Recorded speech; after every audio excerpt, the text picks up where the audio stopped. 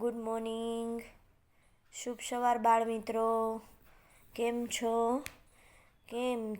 સારું છે, આખું વિશ્વ મારું છે. આની પહેલાં ગુજરાતીનો લાસ્ટ સેશન હતો ને, બરાબર, ફ્રાઈડેના, ત્યારે મેં તમને વિડીયો કે ફોટોસ કે કાંઈ મોકલ્યું નહોતું, કેમ કે મેડમના ફોનમાં થોડીક પ્રોબ્લેમ આવી ગઈ હતી, એટલે એપ્લિકેશનમાં મૂકાણું નહોતું, ખરું. એટલે ફ્રાઈડે પછી હવે સીધું આપણે ડાયરેક્ટ મંડેના આ વિડીયો જોઈ રહ્યા છીએ, ખરું ને બાળકો? જો હવે ગુજરાતીમાં છેલ્લે આપણે અની માથે મીંડું અન, જેને અનુસ્વર પણ કહેવામાં આવે છે. શું કહેવાય છે? માથે મીંડાવાળી માત્રાવાળું સ્વર હોય ને એને અનુસ્વર પણ કહેવાય.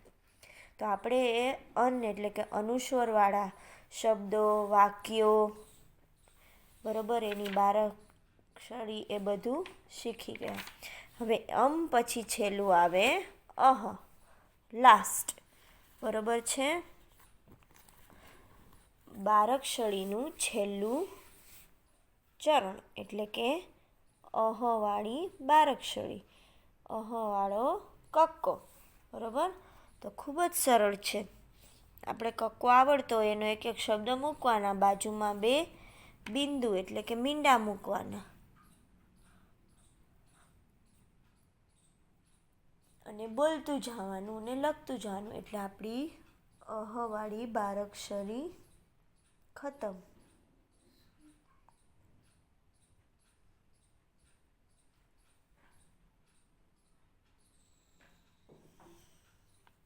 બરાબર, ખરું ને? ચાલો તો શરૂઆત કરી. આમાં બાજુમાં બે બિંદુ કે બે મીંડી બોલવાની જરૂર નથી, કારણ કે તમને ખ્યાલ જ છે આપણે સીધો આના ઉચ્ચારથી બોલશું, ખરું. ચલો તો શરૂઆત કરી. કહ, ખહ, ગહ,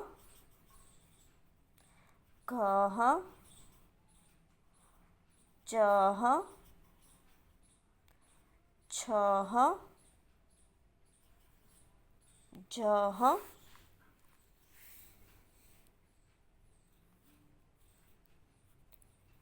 ઝહ, ટહ,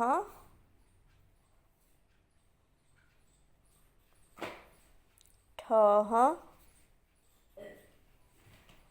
ડહ, ઢહ, હણહ, તહ, થહ, દહ, નેક્સ્ટ ધ,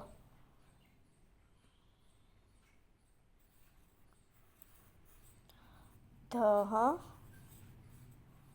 નહ, પહ, ફહ, બહ, ભહ, મહ, યહ, રહ, યહ, રહ, લહ, વહ, શહ,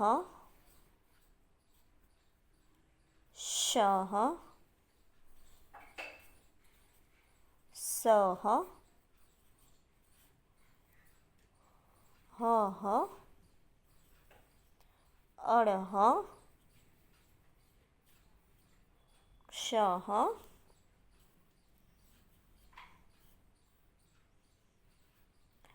ને લાસ્ટ જ્ઞ, બરાબર. એટલે આ આપણી બારાક્ષરીની છેલ્લી કડી, છેલ્લી લાઈન, છેલ્લી હારમાળા, છેલ્લો ક્રમ આજે આપણે પૂરો થયો. એટલે આખી બારાક્ષરી આજે આપણે પૂરી થઈ પેજ નંબર 76 ઉપર. હવે એના પછી નેક્સ્ટ પેજ નંબર 77. એમાં તમને ખબર જ છે કહથી જ્ઞ સુધીના ખૂટતા અક્ષરો, ખૂટતો કક્કો પૂર્ણ કરવાનો છે. Next page number 78. જો બેટા આ અહવાળી એટલે કે અની બાજુમાં બે મીંડાવાળી જે માત્રા છે ને એના શબ્દો અને વાક્યો ખૂબ જ ઓછા હોય છે. એ રેર કેસમાં જ એનો ઉપયોગ થાય છે અહનો. બરાબર, કથી જ્ઞ કે અહવાળા માત્રા કે શબ્દો કે એ બધું છે ને બહુ જ ઓછા પ્રમાણમાં ઉપયોગ થતો હોય છે. તેથી એનાથી બનતા શબ્દો અને વાક્યો પણ ઓછા છે. તેથી તમને અહીંયા ફક્ત 4 શબ્દો અને 3 જ વાક્યો આપેલા છે.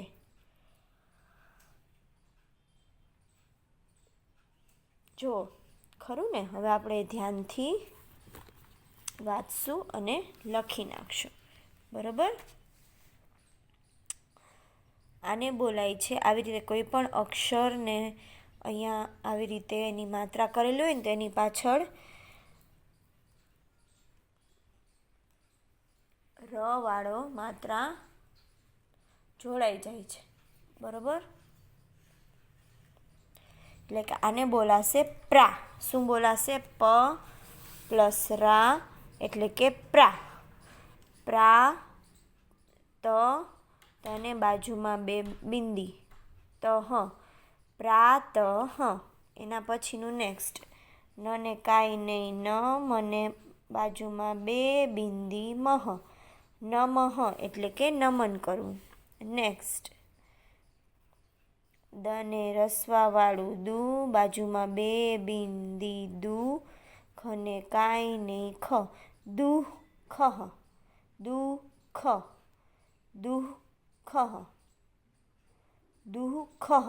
એવી રીતે બોલાય તો કે નહીં. શું કામ ને? કારણ કે ખને બાજુમાં બે બિંદી નથી, દુની બાજુમાં છે. એટલે આપણે દુઃખ એમ બોલવા જાય ને ત્યારે હ દુઃહ એવો શબ્દ છે એ આપણા ઉચ્ચારમાં આવે છે. એટલે આપણે બોલશું દુઃખ. ખરું? એટલે દુની બાજુમાં બે બિંદી દુઃખ. નેક્સ્ટ પાછું આવ્યું પ્રા. પ્રા તને બાજુમાં બે બિંદી તહ, કને કાનો કા, અળને કાંઈ નહીં અળ, પ્રાતઃ કાળ. ખરું ને?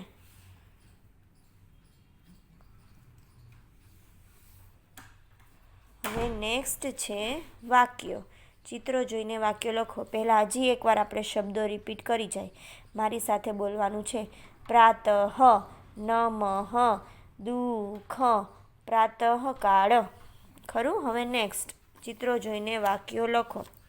પહેલાંમાં જો અહીંયા શું બતાવ્યું છે તો કે હાથ જોડ્યા છે. જો હાથ જોડવા મતલબ નમન કરવું, નમન કરવું મતલબ નમઃ. તો અહીંયા આવશે શબ્દ નમઃ. પછી અહીંયા શેનું ચિત્ર છે? યસ, પ્રાતઃ સવાર.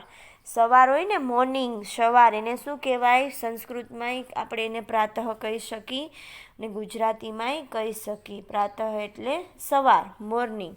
તો અહીંયા શું બતાવ્યું છે? સવાર એટલે કે પ્રાતઃ.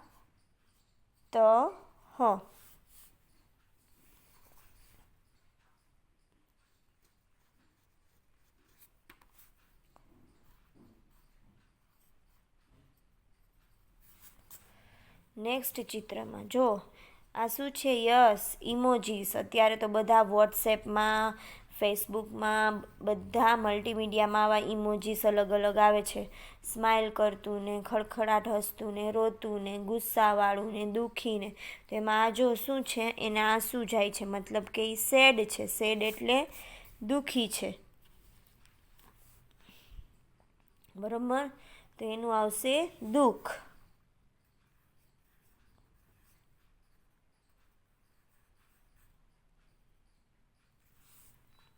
ખરું? ત્રણેય થઈ ગયા. નમઃ, પ્રાતઃ, દુઃખ. ને આ હજી એક શબ્દ પ્રાતઃ કાળો. હવે આપણે એના વાક્ય બનાવવાના હોય છે, જેમ બનાવતા હોય છે એમ જ. એક હું તમને બતાવીશ. બરાબર,